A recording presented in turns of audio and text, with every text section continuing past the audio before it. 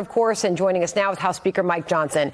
Mr. Speaker, good to have you on America Reports. Thanks for being here. So please do give us your take on where this ends up and what it'll look like.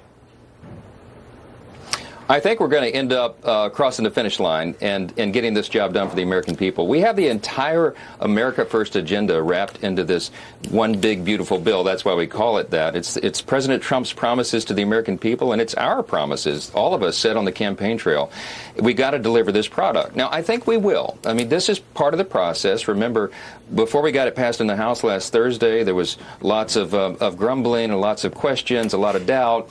The critics and the media and the Democrats said we couldn't get it done, but we did in the end, and I believe the Senate will do the same. We've been working hand in hand with the Senate from the very beginning of this process to ensure that it really is a one-team approach, the House and Senate Republicans working together, and I think at the end of the day, they're going to get this job done.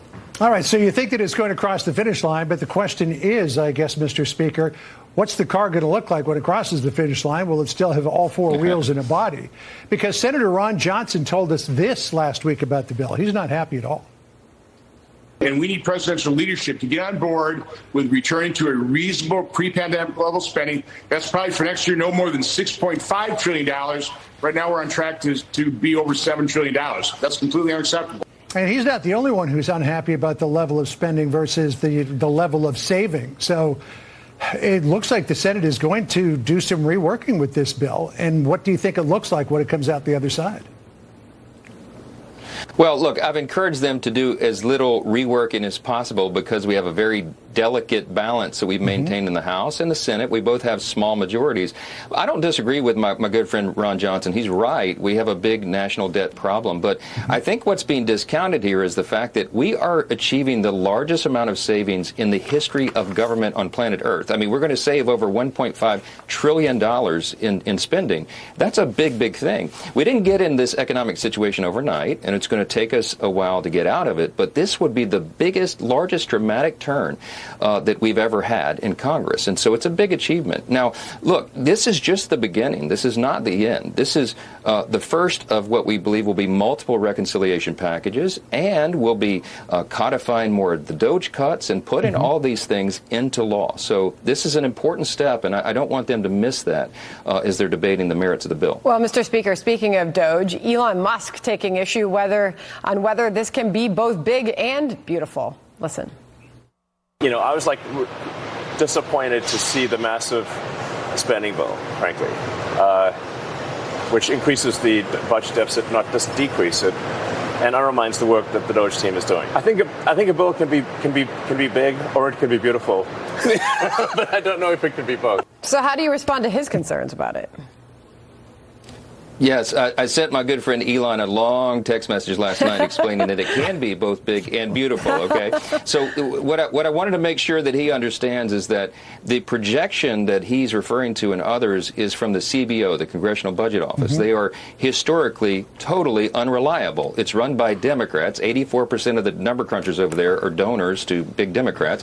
They don't have our best interest in mind, and they've always been off. By way of example, they were off on their projections of the Tax Cuts and Jobs Act in the first Trump administration by $1 trillion. The problem is they do not use what we call dynamic scoring. What that means in layman's terms is they don't give us any credit for the extraordinary economic growth that will be spurred along by this bill. This is a pro-growth package. It lower tax rates, less regulation. We'll do exactly what we did in the first Trump administration, but this time on steroids. And so we're going to have an extraordinary growth in the economy. You're going to have more jobs created, higher wages, more labor participation, and all those things need to be factored in because that's reality. And by the way, the CBO's giving no credence whatsoever, no calculation at all to the new revenues that are being produced by the Trump tariff policies and all these other things that are happening. So we believe we're going to get the economy going, and this is going to be deficit reducing at the end of the day. It matters how you do the math, and that's what's important for everybody to remember. You mentioned this just a moment ago, and that is codifying the Doge Cuts into law. And the White House is soon going to be sending you the framework of a rescission package that includes cuts of $1.1 billion from PBS and NPR and $8.3 billion from foreign aid. It's obviously a big priority for the president. Marjorie Taylor Greene posted this on X. She said, personally, I want to pass Doge cuts every single week until the bloated, out-of-control government is reined back in. As a country, we cannot survive our national debt, and honestly, we maybe past the point of return. We should be aggressively attacking our debt and aggressively cutting all waste, fraud, and abuse and unnecessary programs. Our future, literally, is in peril. So you got more than $9 billion in cuts that the president wants codified into law. Can you do it? Yes, and Marjorie's exactly right, and she and I were talking about this yesterday. I think you'll find a big appetite across the conference. Every Republican in Congress wants to cut fraud, waste, and abuse. We want government to be leaner and more efficient and effective. And the beauty of what Doge has been able to do, the reason it's so revolutionary is because Elon cracked the code. He had access. All the stars aligned. We had a president who was bold enough to do it, and we had somebody with Elon's talent and capability to come in and have his magic algorithms running through the data to find all these irregularities. And these are things that have been hidden from Congress, right? We've been trying to do our oversight responsibility, but the bureaucracy was hiding these things. And so this changes the way government works. And Elon's exactly right. The Doge effort will go on long beyond his tenure as a temporary assistant in all this, because it's changing the way people look at this. And the oversight's a really important component, and that's going to be a permanent part of government now, and it's an exciting thing. Mr. Speaker, I want to finish up with some breaking news, and this will be the first our audience saw this. Harvard had its commencement ceremony today, just a short time ago. I'm going to throw to a clip out of Cambridge. This is the commencement speaker, and I ask you this in the context of your House-led efforts to crack down on anti-Semitism on our college campuses. This was the commencement speaker moments ago slamming what this person calls a cascade of draconian government measures leading to fear in the U.S. and across the globe. Listen here. So many of your international students worry about being wrongly detained and even deported. A cascade of draconian government measures has already led to so much uncertainty, so much pain and suffering in this country. Wondered if you would like to respond to that. Well, I would say that Harvard would not be receiving the scrutiny it is right now if they were not involved in a cascade of anti-Semitism.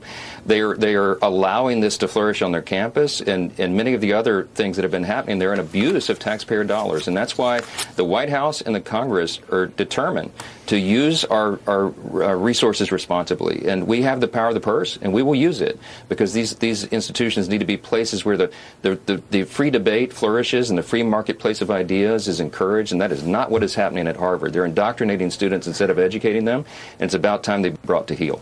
Mr. Speaker, good to see you again. Thanks for taking the time today. We'll see if you can get the big, beautiful bill through the Senate by the 4th of July. Thank you, Mr. Speaker. Thank you. All right. Appreciate it. We'll see you again soon. We'll be right